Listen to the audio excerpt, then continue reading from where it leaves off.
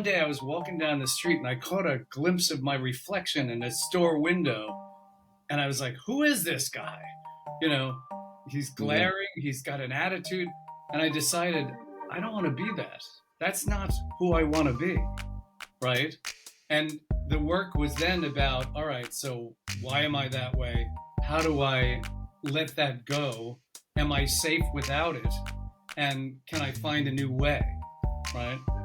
And so we discovered this little meditation. We created a meditation based on the mantra, accept the unacceptable, right? And we realized that if you accept, you stop resisting, right? And so we started using this mantra meditation on the issues that we had. And for me, the litmus test was this. I never felt like my father loved me. And so I thought, this is a perfect test for this technique we've created. And so I stated that my father didn't love me, I wasn't loved, and then closed my eyes and did accept the unacceptable over and over for about 15 or 20 minutes.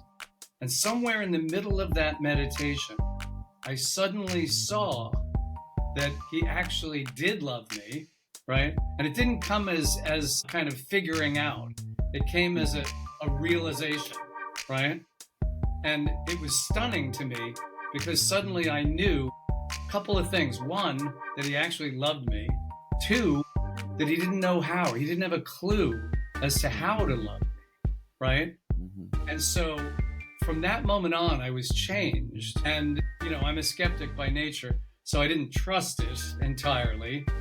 I felt the change, but I didn't trust it. So I actually wrote my dad a letter and explained the situation that I went through. And he wrote back and said, I absolutely did love you. I lost my father when I was 8. The only discipline I ever got in my life was the service, the Navy.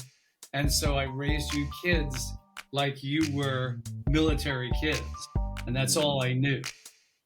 And so he validated the fact that all my life I had this belief that I wasn't loved. And suddenly I knew that I was.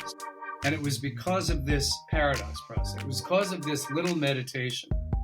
And so we started teaching it as a meditation, but people don't have time for all that, right? And so we created a command language for the mind where you can actually state things and turn on what we call a key or a key phrase.